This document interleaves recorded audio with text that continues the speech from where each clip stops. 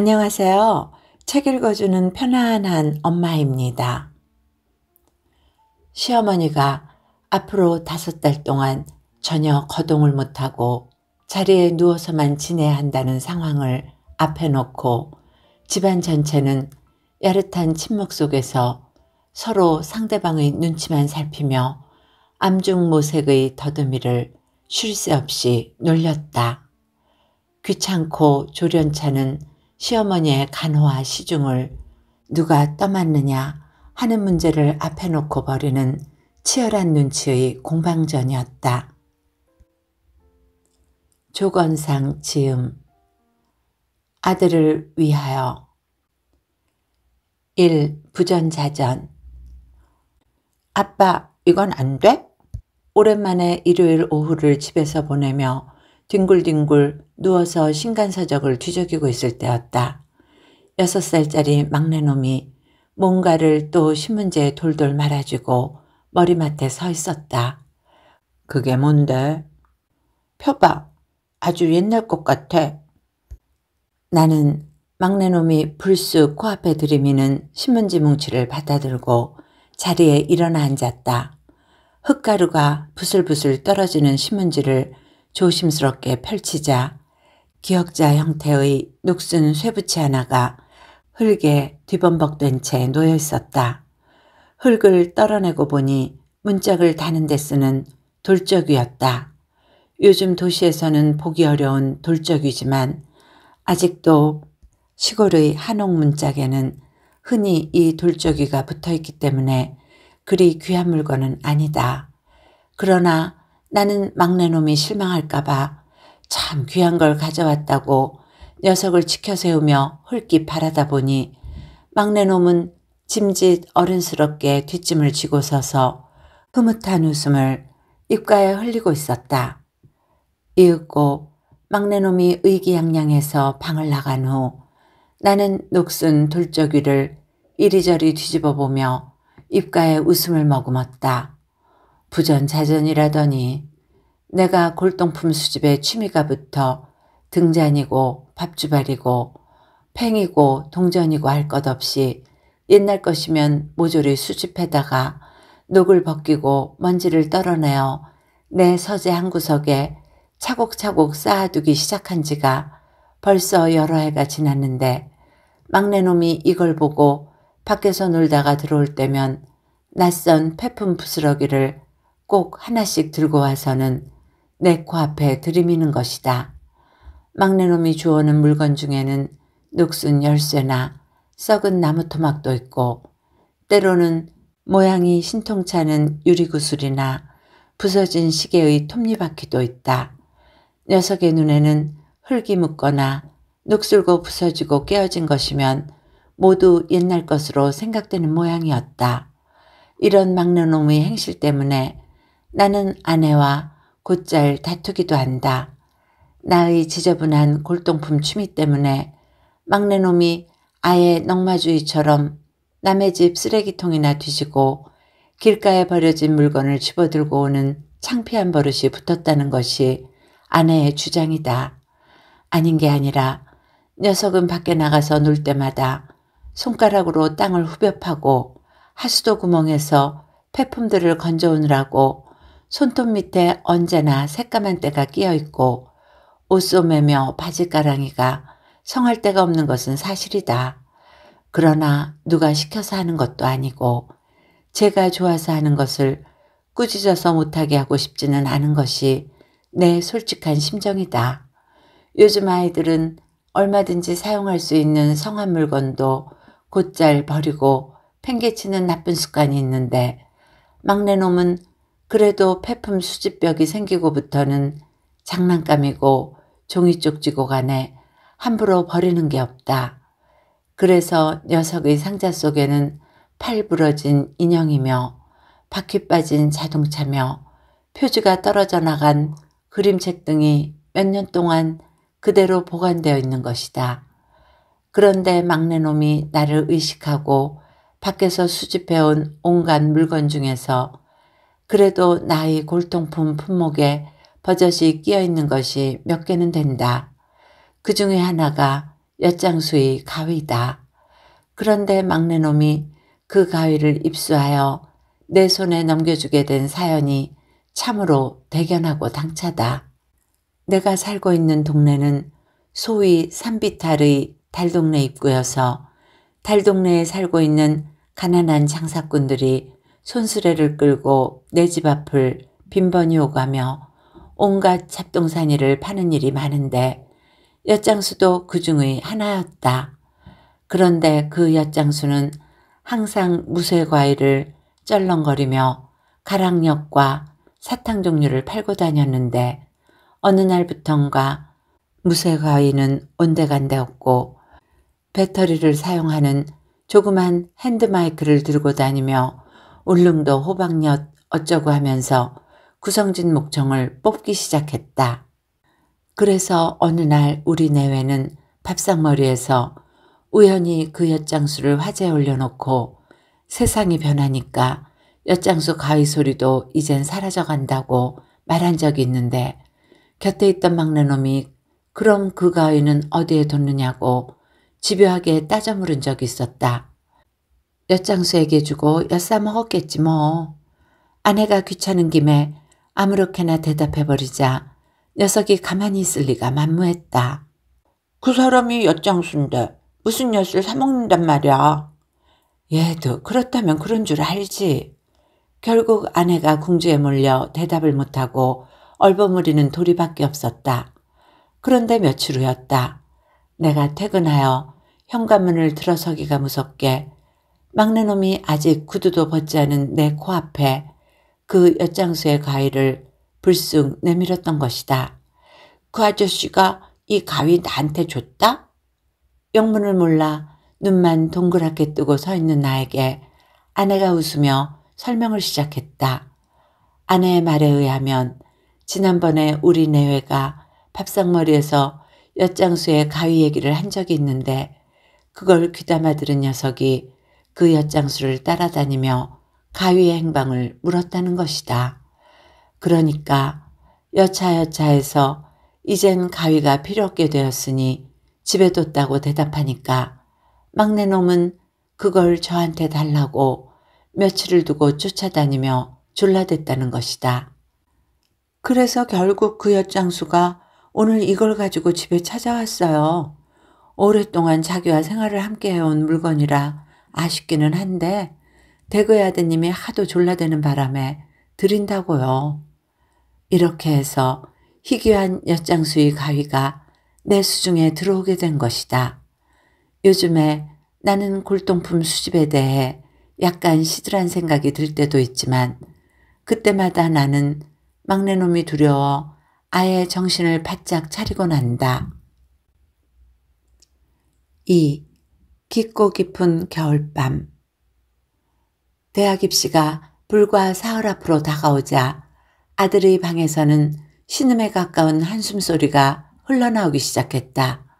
그것도 자정을 훨씬 넘긴 심야에 앓는 짐승의 신음 같은 한숨소리가 응접실을 건너서 내 서재의 책상머리에까지 들려올 때마다 나는 예리한 면도날로 가슴 한복판을 북북 긋는 듯한 섬뜩함에 푸르르 몸을 떨었다. 저런 꼴을 보느니 차라리 내 팔다리 하나가 뭉덩 떨어져 나가 고통스러운 게 낫지. 그렇게 좋아하던 텔레비전 연속극의 시청도 아예 중단하고 응접실의 소파 위에서 우람한 북극곰처럼 웅크린 채 잠들어 있던 아내가 어느 틈에 내 곁에 다가와 다짜고짜 꺼질 듯한 한숨을 쏟으며 중얼거렸다. 요 며칠 사이에 살집이야 여전하지만 눈언저리가 폭삭 꺼져 들어간 듯한 아내의 얼굴이었다. 당신이 그런다고 뭐가 되는 것도 아닌데 괜히 맞바람 일으키지 말고 방에 들어가 잠이나 자요. 글쎄 잠이 옵니까? 애가 저러는데. 당신이 걱정한다고 될 일이 아니잖소. 그럴수록 오히려 아이에게 부담감만 줄 뿐이지.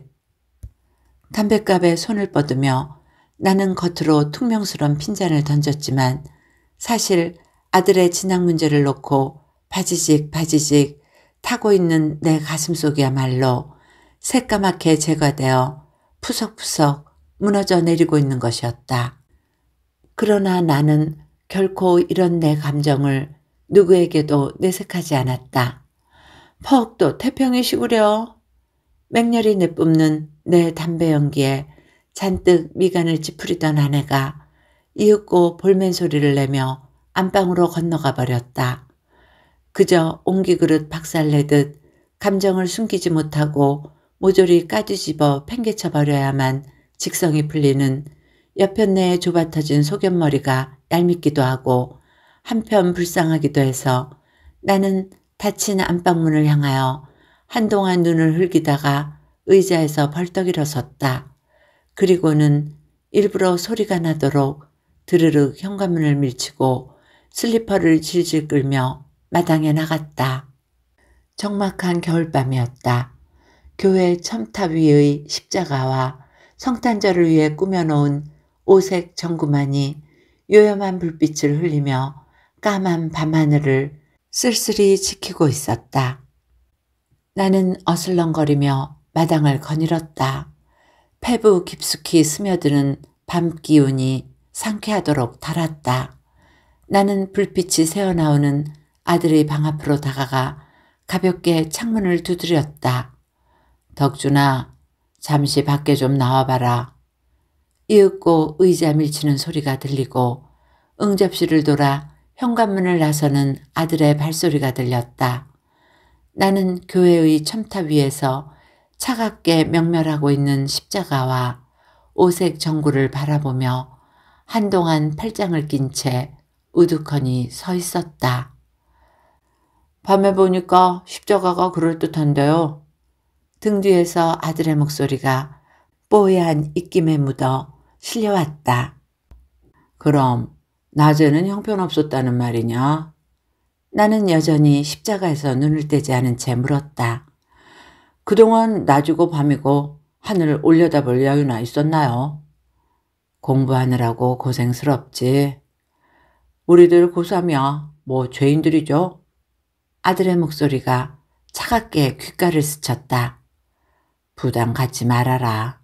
세상에는 노력해도 안 되는 일이 있고 고생한 만큼 대가가 주어지지 않는 예도 있으니까. 부담이 아니라 의무죠. 적어도 온 가족들이 저에게 쏟은 정성만큼의 성적은 올려야 한다는. 너무 안 그래도 된다. 사실이 그런 거려. 제가 그동안 얼마나 집안 분위기를 망쳐놓았는지 잘 알고 있으니까요. 아버지의 위장병이나 연속극의 다음 장면을 궁금해하시면서도 텔레비전을 못 보시는 어머니의 고통도 결국은 제 탓이 아닙니까? 네가 방금 의무라는 말을 썼으니 말이다만 그것도 부모된 입장에서 너에 대한 의무라고 생각하면 안 되겠니? 어쨌든 부담스러워요. 짐스럽기도 하고요. 언제나 시무룩한 표정으로 말이 없던 아들이 한번 입을 열자 본물이 터진 듯이 일시에 쏟아놓는 묵은 감정의 파편들이 나에게 의외로 아픈 충격으로 와닿고 있었다. 그리고 온갖 심리적 부담감에 쫓기며 막다른 골목에 몰린 아들의 외로움이 전류처럼 내 몸속에도 전해져 흐르고 있었다. 아니, 이 추운 날에 밖에서 무트를 하고 있는 거예요? 아내의 퉁명스러운 목소리가 등 뒤에서 터진 것은 바로 그때였다. 둘이는 순간적으로 흠칫 몸을 웅크렸다. 시험을 며칠 안 남긴 애가 감기 걸리면 어쩌려고.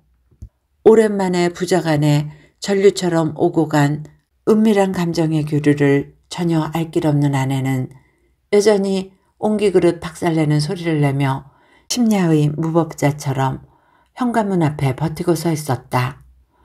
추운데 우리 이제 들어가자. 나는 부드럽게 아들의 등을 밀며 현관문을 가득히 메우고 서 있는 아내의 우람한 몸통을 아슬아슬하게 비켜 빠지며 서재로 들어섰다. 뭔가 심상찮은 분위기를 간파한 듯 뒤따라 서재에 들어선 아내가 떨떠름한 표정을 짓고 우두커니 서 있었지만 나는 아내의 표정을 무시한 채 담배에 불을 붙였다. 뭐예요? 부자간에 속살거리며 꾸민 음모가. 이윽고 입이 간지럽고 몸이 뒤틀려서 못 견디겠다는 듯이 아내가 다시 오지그릇 박살내는 소리를 냈다. 음모는 무슨 음모. 그럼 뭐예요? 둘이서만 짝짝꿍이 되어서 나를 의도적으로 무시해버리려는 태도던데? 아내는 의혹의 매듭을 풀지 못해서 안절부절이었다. 솔직히 말해줄까? 덕준이는 당신의 그런 태도가 도무지 못마땅하다는 거야. 뭐라고요? 내 태도가 어때서요? 사사건건 캐고 따지며 아등바등 대드는 그런 태도가 마음에 안 든다는 것이지. 빌어먹을 녀석, 제놈 때문에 내가 얼마나 속으로 골병이 들었는데. 아내는 아들의 방 쪽을 향하여 하얗게 눈을 흘기며 가쁜 숨을 몰아쉬고 있는 봄이 금방이라도 우르르 달려들어 멱살이라도 움켜들 기세였다. 그건 덕준이 말이 아니라 내 농담이었지만 그의 얘기를 들어보니 우리들이 그에게 너무 큰 부담감을 줬던 것 같습니다. 극도로 신경이 날카로워져 있는 것은 생각 안 하고 그저 옆에서 시중이나 들면서 잘해라 잘해라 마냥 바랬으니 어린 마음에 부담스럽고 초조할 수밖에. 그게 뭐 어쨌다는 거예요. 시중 들면서 잘해라 잘해라 한 것이 잘못이라면 구박을 주면서 회사를 놓아야 되는 건가요? 저렇게 소견이 좁고 융통성이 없어서야 어디. 그래요. 옆에 애들은 소견머리가 좁아서 턱주가리에 그 알량한 수염도 안 난답디다. 픽 웃으며 돌아서는 아내의 표정이 아까보다는 훨씬 풀린 모양이었으나 아무래도 부자간의 대화에 대한 의혹은 말끔히 지워지지 않은 것 같았다. 나는 아내의 뒤통수에 대고 중얼댔다. 요즘 애들은 그렇게 단순치가 않아요. 벽시계가 2시를 치고 있었다. 깊고 깊은 겨울밤이었다. 3. 아들의 교훈. 형광등 불빛을 파르스름하게 받으며 벽시계가 어느새 11시를 가리키고 있었다.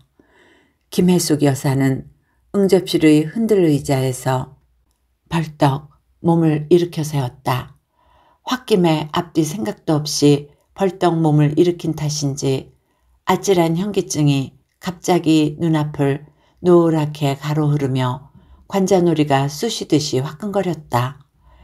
이러다가 관자놀이의 혈관이 터져버리는 것은 아닌가 하는 방정스러운 생각을 떠올리며 김혜숙 여사는 소파의 한 모서리를 손으로 짚고 한동안 현기증이 가라앉기를 기다렸다. 요즘 며칠 동안 시어머니 문제로 남편에게 신경질을 부리고 골치를 썩였더니 그 반응이 대뜸 관자놀이의 혈관으로 오는 모양이었다. 조상 대대로 내려오는 고향의 전답과 가문을 혼자서라도 지키겠다며 한사코 시골 생활을 고집하시던 시어머니가 어느 날 마루 끝에서 미끄러져 입원한 것은 보름이 넘었고 부러진 다리의 관절이 아물기까지는 앞으로 5달이 더 걸린다는 의사의 진단이 내려진 지도 열흘이 지났다. 그런데 시어머니가 앞으로 5달 동안 전혀 거동을 못하고 자리에 누워서만 지내야 한다는 상황을 앞에 놓고 집안 전체는 야릇한 침묵 속에서 서로 상대방의 눈치만 살피며 암중모색의 더듬이를 쉴 새 없이 놀렸다. 말하자면 대소변을 받아내고 끼니 때마다 음식물을 입안에 떠넣어 드려야 한다는 귀찮고 조련찮은 시어머니의 간호와 시중을 누가 떠맡느냐 하는 문제를 앞에 놓고 벌이는 치열한 눈치의 공방전이었다. 그런데 그런 문제라면 우리네 사회의 상식적인 관례에 따라 우선순위 1번이 장남과 큰며느리 쪽이니까 당연히 큰 집에서 모셔야 된다는 것이 둘째 며느리인 김혜숙 여사의 지론이었지만 돌아가고 있는 집안의 공기는 단순히 그렇지만도 않은 것이 김혜숙 여사의 똥끝을 바짝바짝 태워주고 있는 것이었다.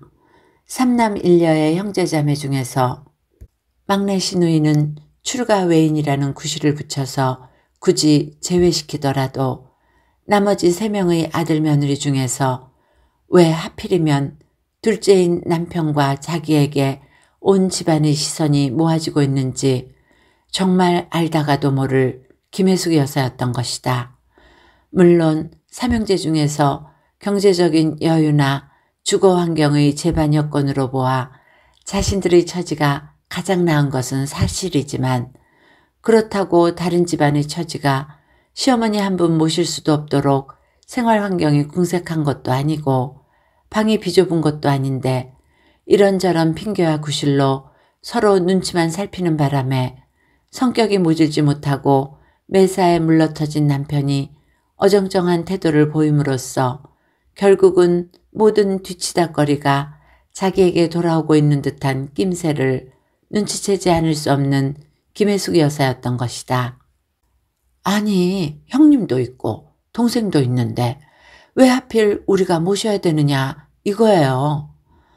누가 꼭 모셔야 된다는 그런 법칙이 어디 있나. 당신 말씀 한번 기똥차게 잘하셨어요. 그런 법칙도 없는데 왜 하필 모셔야 될 사람이 우리냐 이겁니다. 밑도 끝도 없는 말다툼이 수없이 오갔지만 종래 시원한 결판을 못 내린 채 며칠을 끌어오는 동안 김혜숙 여사는 명치 끝이 따끔거리고 가슴이 더부룩한 증세가 일어나도록 심기가 초조하고 뒤틀렸다. 벽시계가 어느새 11시 30분을 지나 허위 단심 자정을 향해 숨가쁘게 기어오르고 있었다. 김혜숙 여사는 철책에 갇힌 암표범처럼 응접실을 몇 바퀴 바장이다가 아들의 방 열쇠 구멍을 통하여 아슴풀에 새어나오는 불빛을 바라보고 천천히 그리로 발걸음을 옮겼다. 아들은 아직도 자지 않고 책상머리에 앉아서 무슨 책인가를 열심히 읽고 있었다. 올해 6학년이 되더니 몰라보게 덩치가 커지고 의젓해진 아들의 뒷모습을 바라보자 김혜숙 여사는 아침 햇살에 밀리는 안개처럼 이제까지의 조바심이 일시에 거치는 삽상한 기분을 느꼈다. 인기척을 느낀 아들이 이윽고 고개를 돌렸다. 책 속에 파묻혀 있다가 잠깐 돌린 아들의 시선이 심산유곡에서 뛰어노는 사슴처럼 영채롭게 빛났다. 무슨 책인데 이제까지 자지 않고. 옛날 이야기 책인데 무척 재밌어요. 무슨 내용인데? 여러 가지죠 뭐. 정직에 대한 얘기도 있고 효도에 관한 얘기도 있고요. 효도? 네, 방금 효도에 관한 이야기를 읽었는데 한번 들어보실래요? 그래, 한번 들어보자꾸나. 김혜숙 여사는 책상머리에 비스듬히 기댄 채 아들의 얼굴을 대견스럽게 내려다보았다. 옛날에 어떤 할머니가 있었는데 늙고 노망이 들어서 집안 식구들을 좀 못살게 굴었대요. 그러니까 시중들기에 지친 며느리가 하루는 담요 한 장을 할머니에게 주면서 어디로든지 집을 나가서 살라고 했죠. 그러니까 옆에 있던 손자가 할머니의 손에 들린 담요를 빼앗으면서 담요 한 장은 많으니 반장만 가지고 나가시라고 했더래요. 그러니까 어머니는 담요 한 장을 주어서 나가시게 하는 것도 죄송한데 그럴 수야 있느냐고 아들을 나무랐죠. 그러니까 아들이 어머니한테 뭐라고 대답했는지 아세요? 반장은 남겼다가 나중에 어머니가 노망이 들면 주워서 내쫓아야 하니까 꼭 남겨둬야 한다고 우겼대요. 그러니까 어머니는 자신의 잘못을 뉘우치고 할머니를 내쫓지도 않고 평생토록 효도하며 잘 모시고 지냈다는 얘기예요. 어때요? 옛날 얘기지만 퍽 재미있지 않아요? 교훈적이고요. 이윽고 얘기를 끝낸 아들이 사뭇 의기양양한 시선으로 김혜숙 여사를 올려다보고 있었다. 그러자 김혜숙 여사는 아들의 시선을 피하여 얼른 고개를 돌려버렸다. 그리고 갑자기 관자놀이를 욱신거리며 또 한 차례 노랗게 눈앞을 가로막는 현기증에 비틀거리며 쫓기듯이 아들의 방에서 물러나왔다.